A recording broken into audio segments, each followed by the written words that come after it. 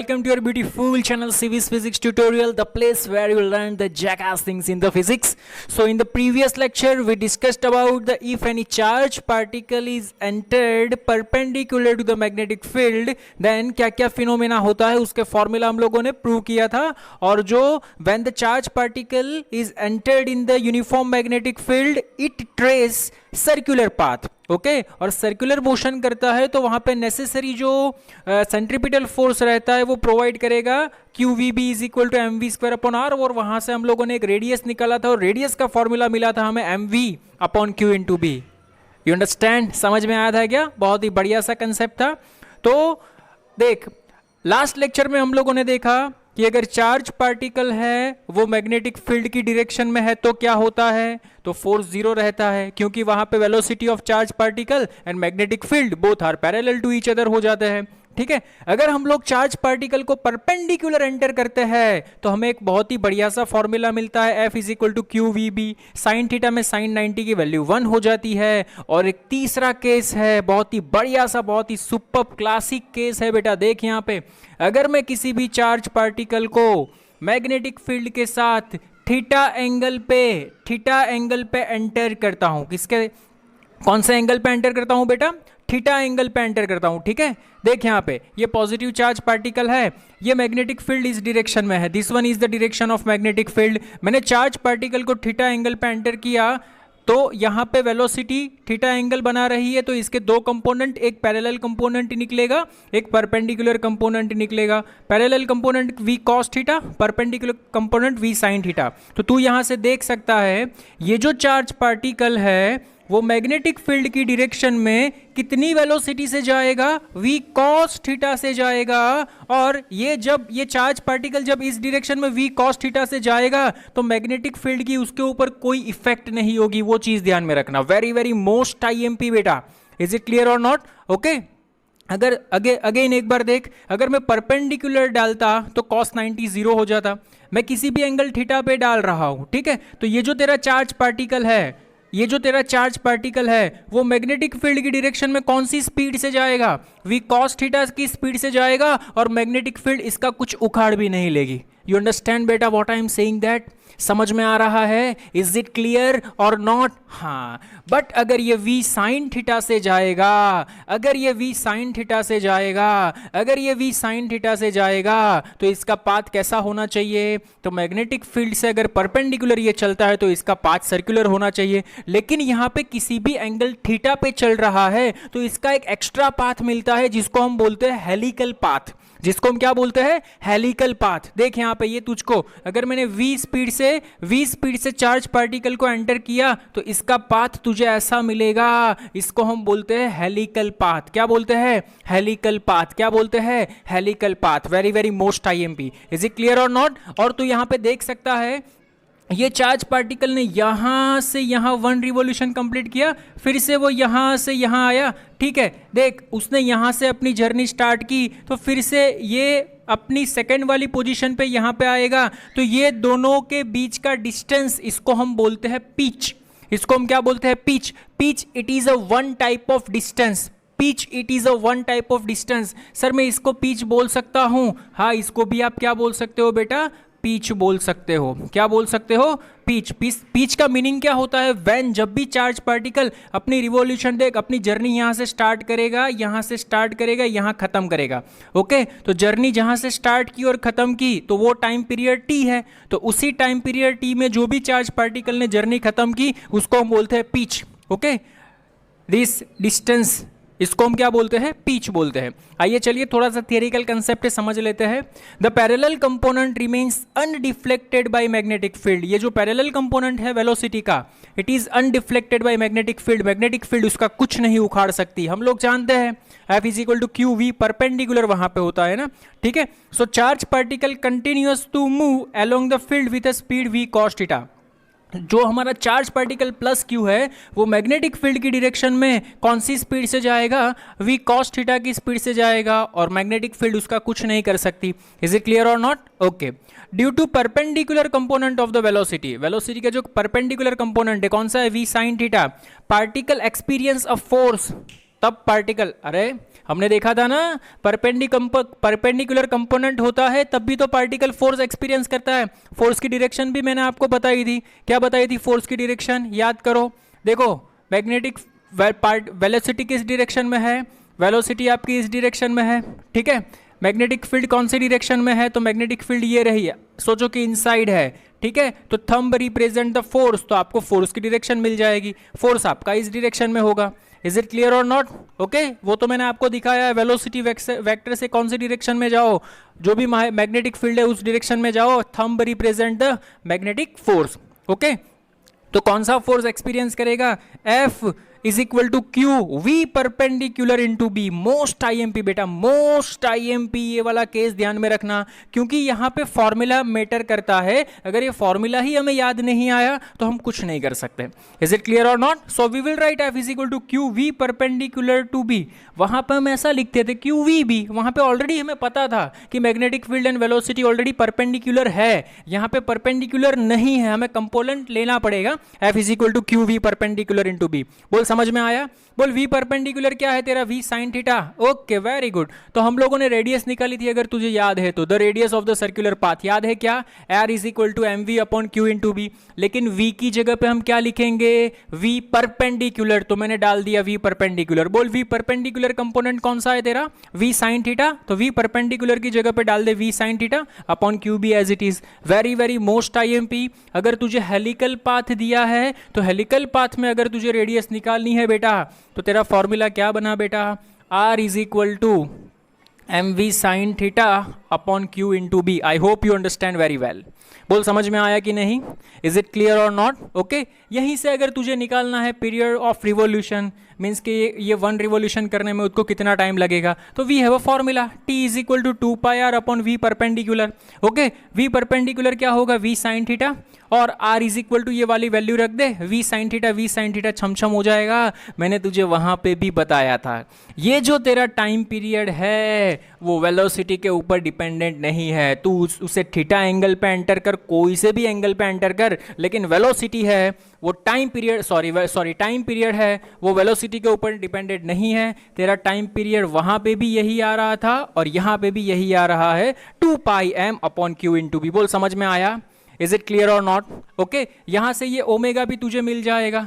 Omega क्या रहेगा? ये ओमेगा है ना तेरा, omega is equal to Q B upon M. That's it. बोल समझ में आ रहा है कि नहीं? Is it clear? 100%?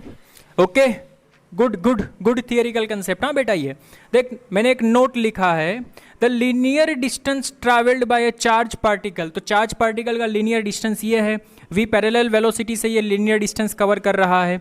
The linear distance travelled by the charge particle in the direction of magnetic field. देख वो direction of the magnetic field की डायरेक्शन में ये वो लीनियर डिस्टेंस कवर कर रहा है, ठीक है। During its period of revolution, during its period of revolution, मैंने बोला कि अगर ये डायरेक्शन में चार्ज पार्टिकल चल रहा है तो उसको एक रिवॉल्यूशन करने में कितना पीरियड लगता है। देख उसने सपोज अपनी जर्नी यहाँ से स्टार्ट की, तो यहाँ से स्टार्ट की, फिर से वो इसी पोजीशन पे आके पहुंच गया, तो इसको हम क्या बोलेंगे? पिच बोलेंगे। क्या बोलेंगे? Pitch. Pitch it is a distance. Distance is equal to क्या होता है? Distance is equal to speed into time. तो इस डायरेक्शन में स्पीड तेरी कितनी है? v cos theta. तो मैंने लिख दिया v cos theta into time कितना मिला? टाइम ये रहा 2 pi m upon q into B. Very very most IMP formula अगर आपको पूछा है फाइंड द पिच, तो आपको ये फॉर्मूला याद होना चाहिए, 2 pi m v cos theta upon q into B. Very very most IMP बेटा। बोल समझ में आया कि नहीं? इज इट क्लियर और not? 100% sure? Okay, so this one is very very most IMP। तो ये हमारा तीसरा केस था। अगर हम मूविंग चार्ज पार्टिकल को पहले केस में हम लोगों ने मैग्नेटिक फील्ड के पैरेलल एंटर करवाया, दूसरे केस में हम लोगों ने परपेंडिकुलर एंटर करवाया, और तीसरे केस में हम लोगों ने थीटा एंगल पे अगर एंटर करवाया तो क्या होता है उसके बारे में हम लोगों ने डिस्कशन किया। बोलो इज इट क्लियर और नॉट? 100% श्योर? ओके, देखो एक एक्स्ट्रा टॉपिक है, बहुत ही बढ़िया सा टॉपिक है, आपको अच्छा लगेगा। देखो यहाँ पे अगर मैंने किसी भी एक इलेक्ट्रॉन या तो इलेक्ट्रॉन बीम आप समझ लो, उसको मैग्नेटिक फील्ड और इलेक्ट्रिक फील्ड के साथ परपेंडिकुलर एंटर करवाया। सर कहना क्या चाहते हो? देख यहाँ पे मैग्नेटिक फील्ड इनसाइड है, means this way your magnetic field, ये तेरी मैग्नेटिक फील्ड है, ओके ये तेरी इलेक्ट्रिक फील्ड है, देख ये दोनों प्लेट है, यहाँ पे पॉजिटिव चार्ज, यहाँ पे नेगेटिव चार्ज, यहाँ पे ये तेरी इलेक्ट्रिक फील्ड है। You understand what I am saying that? Magnetic field ऐसे है, इलेक्ट्रिक फील्ड ऐसे है, तो ये दोनों तो परपेंडिकुलर एक दूसरे के हो गए, और इस ये दोनों से भी परपेंडिकुलर मीन्स इस डायरेक्शन में।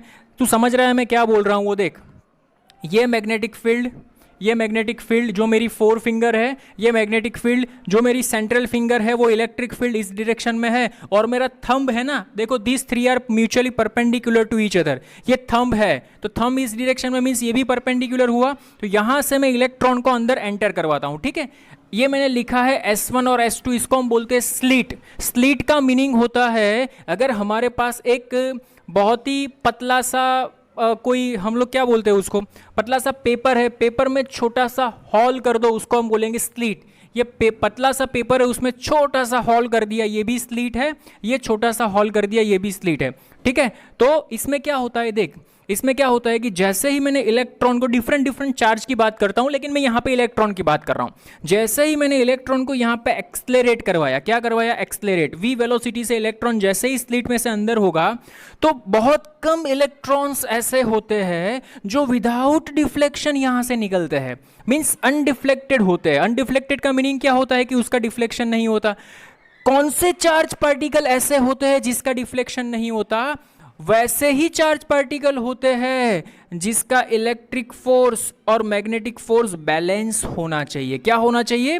बैलेंस होना चाहिए। क्या होना चाहिए? बैलेंस होना चाहिए। अगर ये बैलेंस नहीं हुआ तो ये डिफ्लेक्ट नहीं होगा, ये अंदर कहीं पे मोशन करने लगेगा। ठीक है, देख यहाँ पे ये पॉजिटिव टू नेगेटिव, तो सीधी सी बात है ये इलेक्ट्रॉन है, तो इलेक्ट्रिक फील्ड इस डायरेक्शन में, तो इसकी मैग्नेटिक इलेक्ट्रिक फोर्स कहाँ पे लगेगा? अरे ऊपर की ओर लगेगा। मैंने बताया था अगर नेगेटिव चार्ज पार्टिकल है तो इलेक्ट्रिक फोर्स लगता है वो मैग्नेटिक फील्ड के अपोजिट डायरेक्शन में होता है। ठीक है, और इसका जो मैग्नेटिक फोर्स होता है वो मैग्नेटिक फोर्स कहाँ पे लगेगा बेटा? वो मैग्नेटिक फोर्स तेरा लगेगा नीचे की ओर। अगर ये दोनों बैलेंस सिचुएशन में रहे तो तेरा इलेक्ट्रॉन है वो इजीली यहाँ से यहाँ अनडिफ्लेक्ट होके निकल जाएगा। इज इट क्लियर और नॉट? अगर इसमें थोड़ा सा भी ऊपर नीचे हो गया, सपोज Fe की वैल्यू Fm से ज्यादा हो गई, अदरवाइज Fe की वैल्यू Fm से कम हो गई, तो ये चार्ज पार्टिकल यहां से डिफ्लेक्ट होकर नहीं निकल पाएगा। ठीक है, ये एक्सपेरिमेंट किया था सर जे थॉमसन ने E/m का रेशियो निकालने के लिए। किसने किया था? E/m का रेशियो निकालने के लिए सर जे थॉमसन ने किया था। इसको हम बोलते हैं स्पेसिफिक चार्ज। इसको हम क्या बोलते हैं? Specific charge. और इस टाइप के अरेंजमेंट को हम बोलते हैं velocity sector, otherwise velocity filter. इसको हम क्या बोलते हैं? वेलोसिटी सेक्टर और वेलोसिटी फिल्टर। नीचे एक नोट करके लिख लो बेटा, such an arrangement can be used to select a charge particle. नीचे एक नोट करके लिख लो, such an arrangement can be used to select a charge particle of particular velocity out of a beam, of particular velocity out of a beam. ये जो beam आ रहे हैं, ठीक है, बीम मीन्स ये इलेक्ट्रॉन बीम बोलते हैं इसको, बहुत सारे इलेक्ट्रॉन्स आ रहे हैं। Okay, electron beam in which the particle are moving with different speed।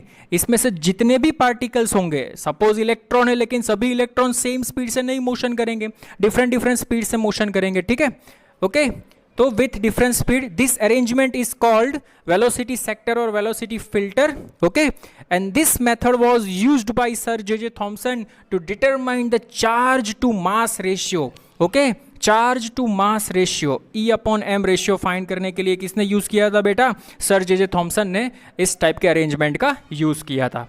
बोल, इज इट क्लियर और नॉट? तो यहां से देख Fe इज इक्वल टू होता है Q इंटू ई, लेकिन इलेक्ट्रॉन की बात कर रहे हैं तो E is equal to QVB की जगह पे EVB आ जाएगा, E से ही छम, तो यहां से वेलोसिटी मिल जाएगी। Velocity is equal to, it is the ratio of electric field upon magnetic field. Very most IMP, ये चीज ध्यान में रखना। वेलोसिटी इलेक्ट्रोमैग्नेटिक वेव में हम लोग बहुत बढ़िया से डिस्कशन करेंगे, लेकिन यहाँ पे याद रखना velocity is equal to electric field upon magnetic field. It is the ratio of electric field upon magnetic field. Is it clear और नॉट? इसीलिए हम लोग बोलते हैं कि लाइट इज इलेक्ट्रोमैग्नेटिक वेव। जो लाइट है वो क्या है? इलेक्ट्रोमैग्नेटिक वेव है। लाइट में भी ऐसा ही होता है बेटा, मैग्नेटिक फील्ड अंदर होती है, इलेक्ट्रिक फील्ड ऐसे होती है। ये जो इलेक्ट्रॉन है ना, इलेक्ट्रॉन बीम की जगह पे यहाँ से लाइट ऐसे पास होती है, जिसको हम बोलते हैं light. Light is combination of electric field as well as magnetic field. बोल, समझ में आ रहा है कि नहीं? Is it clear? 100%। बहुत ही बढ़िया सा आर्टिकल था ये वाला। When initially velocity making an angle theta with the field direction. तो क्या क्या फिनोमेना होता है वो हम लोगों ने देखा। बोलो समझ में आया कि नहीं? आई होप आपको अच्छे से समझ में आया होगा। Please pose the screen and note it down. Screen pose करके नोट कर लो फटाफट से। ओके चलिए एग्जाम्पल सॉल्व करते हैं। Question number 1 is that there is a one electron, उसकी स्पीड गिवन है 4 × 10⁴ मीटर पर सेकेंड और यूनिफॉर्म मैग्नेटिक फील्ड दिया है 10⁻⁵ टेस्ला। तो हमें क्वेश्चन में ये पूछा है draw its trajectory and find out the time taken to come out the region. Okay means ये रीजन में जाएगा और फिर से बाहर निकलेगा, तो वो रीजन में कितना टाइम रहेगा। यह कॉन्सेप्ट हम लोगों ने लास्ट लेक्चर में देखा था, अगर आपको याद है तो। इज इट क्लियर और नॉट? चल पहले देखते हैं, देख यहाँ पे सॉल्यूशन देखेंगे। यहाँ पे this one is the solution. Okay देख यहाँ पे वेरी वेरी मोस्ट IMP, ये है तेरा यूनिफॉर्म मैग्नेटिक फील्ड जिसको हम बोलते हैं यूनिफॉर्म रीजन, जिसको हम क्या बोलते हैं यूनिफॉर्म रीजन। ठीक है, ये तेरा चार्ज पार्टिकल परपेंडिकुलर एंटर हो रहा है। मैंने दिखाया था तेरे को कैसे फील्ड फाइंड करनी है। ठीक है, बोल वेलोसिटी वेक्टर यहाँ पे, वेलोसिटी वेक्टर कहाँ पे है बेटा? यहाँ पे है। फील्ड ऐसे है तो फोर्स कहाँ पे लगेगा? ऊपर, लेकिन पॉजिटिव चार्ज होता तो ऊपर लगता, ये तो नेगेटिव चार्ज है।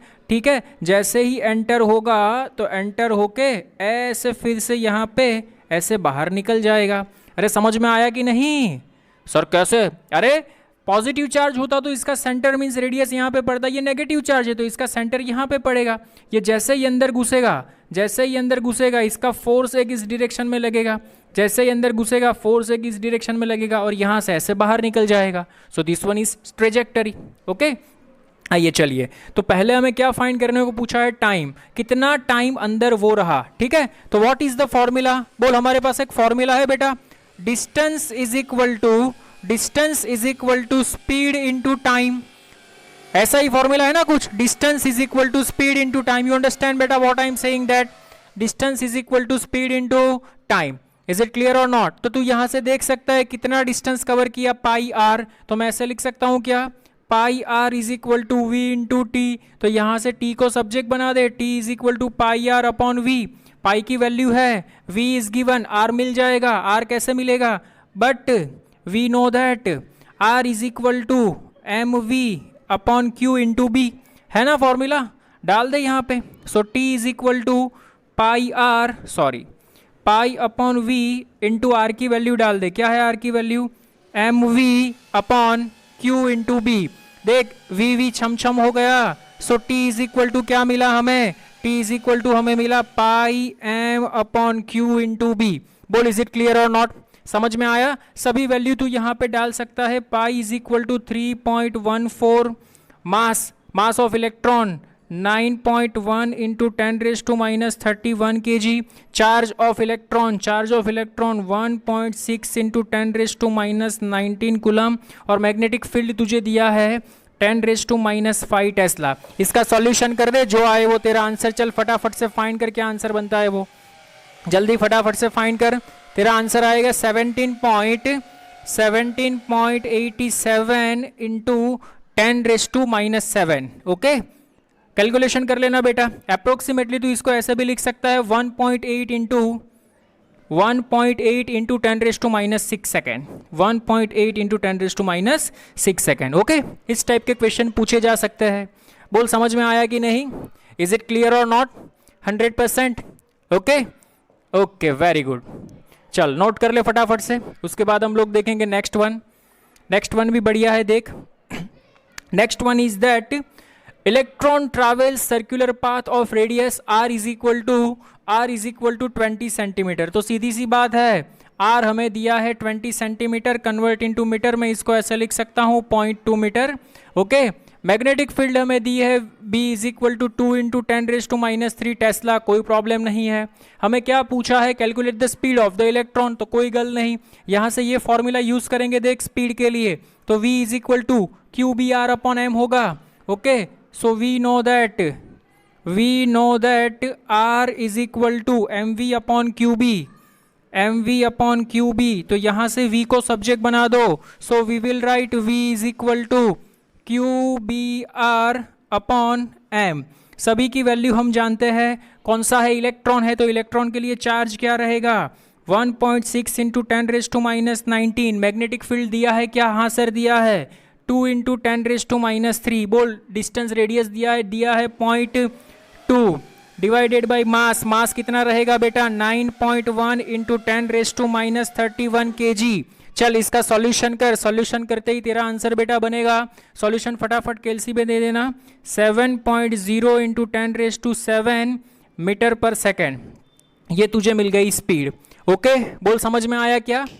इज इट क्लियर और नॉट? ओके कुछ नहीं करना है, सिर्फ फॉर्मूला डालना है और आंसर लाना है। कंसेप्ट समझ में आना चाहिए, क्या पूछा है वो। इज इट क्लियर और not? Okay next one is that what is the potential difference through which the electron must be accelerated to acquire the speed।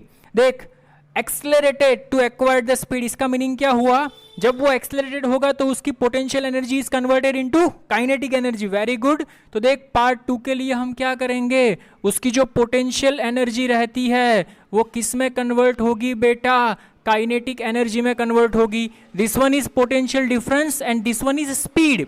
वो स्पीड है, स्पीड ऑफ द इलेक्ट्रॉन है, ठीक है। So what is the potential difference? Potential difference is equal to m into V square upon 2 into Q. Electron है तो Q की जगह पे इलेक्ट्रॉन आप लिख सकते हो। इज इट क्लियर और नॉट?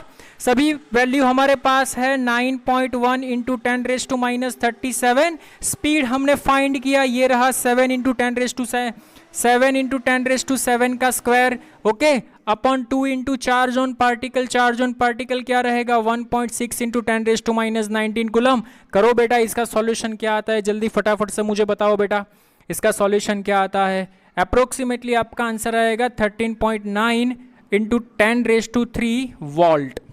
ओके इसको आप क्या लिख सकते हो, इसको आप अप्रोक्सीमेटली 14 किलो वोल्ट भी लिख सकते हो। बोलो समझ में आया कि नहीं? Is it clear? कुछ नहीं था, बहुत ही सिंपल सा एग्जांपल था, इसमें भी कुछ नहीं था, सिर्फ आपको क्वेश्चन समझ में आना चाहिए। बोलो समझ में आया कि नहीं? Is it clear? Pose the screen and note it down, फटाफट से नोट कर लो, चलो फास्ट। ओके देखो यहाँ पे next one, a proton projected in a magnetic field. एक मैग्नेटिक फील्ड में हमने प्रोटॉन को प्रोजेक्टेड किया, उसके magnetic field is given 0.02 tesla. तो here magnetic field is given 0.02 tesla, travels a helical path 5 centimetre and pitch 20 centimetre. देख यहाँ पे कंसेप्ट समझ में आना चाहिए। किसी भी एंगल थीटा पे अगर हम चार्ज पार्टिकल को प्रोजेक्ट करते हैं तो उसके लिए ये डेटा दिया है।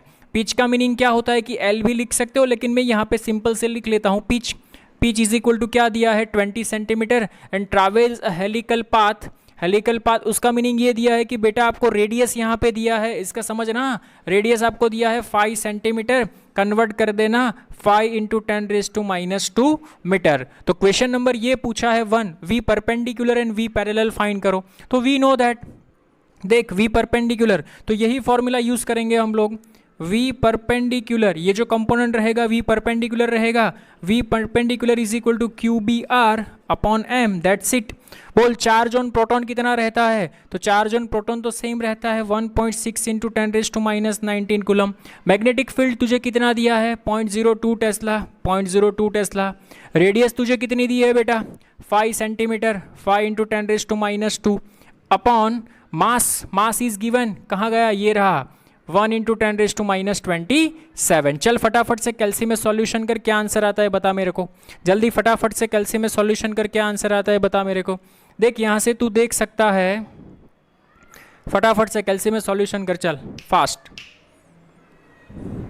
मास है ना बेटा, यहाँ पे 1.6 लेना, तब भी थोड़ा सा बैठेगा, ठीक है।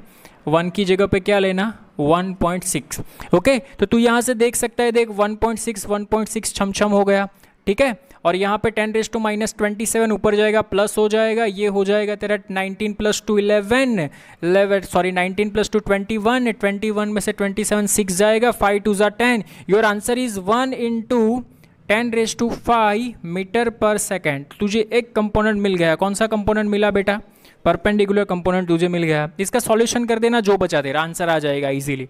इज इट क्लियर और नॉट? देख फॉर्मूला है, समझ में आना चाहिए बस, दैट्स इट, और कुछ नहीं है। इज इट क्लियर और not? Okay next one is second question, तुझे ऐसा पूछा है कि फाइंड द पैरेलल कंपोनेंट। बोल पैरेलल कंपोनेंट हम लोगों ने एक फॉर्मूला लिखा था, याद है क्या? Pitch is equal to velocity of parallel component into time period. कुछ याद आया? सर टाइम पीरियड का फॉर्मूला तो मैं भूल गया, क्या आता है? अरे कोई बात नहीं, but we know that time period T is equal to 2 pi R upon V perpendicular. ये फॉर्मूला, आगे कुछ नहीं करने का, वो तो हम लोगों ने फॉर्मूला, यहाँ पे हमारे पास वी परपेंडिकुलर की वैल्यू है तो सीधा डाल सकते हैं ना, ठीक है। तो देख मैं इसको ऐसे लिख सकता हूँ, वी परपेंडिकुलर को वी पैरेलल को सब्जेक्ट बना दे, तो V parallel is equal to what, pitch upon time period is equal to pitch upon time period. ये रहा, देख तेरा कितना है 2 pi R into V perpendicular, डाल दे सभी value. Pitch is given 20 centimetre, so 20 into 10⁻²। Okay, V perpendicular component कितना मिला 10⁵, 2 एज इट इज 3.14 और रेडियस इज गिवन 5 इंटू 10⁻²। चल फटाफट से कैलसी चला, जल्दी फटाफट से कैलसी चला, क्या आंसर आता है वो चेक कर, जल्दी फटाफट से कैलसी चला, क्या आंसर आता है वो चेक कर, ठीक है। तेरा आंसर आना चाहिए बेटा 6.37 इंटू 10⁻⁻4, ये आंसर आएगा 6.37 इंटू 10⁻⁻4 मीटर पर सेकेंड। ये तेरा कौन सा कंपोनेंट आया बेटा, पैरेलल कंपोनेंट तुझे मिला। This one is your perpendicular component, this one is your parallel component first of all. चलो फटाफट से चेक कर लेना बेटा, एक बार फटाफट से एक बार चेक कर लेना, इज इट क्लियर और नॉट, फटाफट से एक बार चेक कर लेना fast. Okay, so this one is your answer, this one is your parallel component and this one is your perpendicular component, ठीक है। तो इस टाइप के यहाँ तक जो हम लोगों ने टॉपिक किया तो उसमें इस टाइप के क्वेश्चंस पूछ सकते हैं, तो एनसीईआरटी में एक बार आप रिफर कर लेना कोई क्वेश्चन इस टाइप का है या नहीं, ठीक है। और हो तो सॉल्व करने की ट्राई करना, नहीं हो सॉल्व तो कमेंट में लिखना, मैं आपको सॉल्व करवा दूंगा, ठीक है। मिलते हैं नए लेक्चर में नए टॉपिक के साथ, इंटरेस्टिंग टॉपिक के साथ। Thank you so much.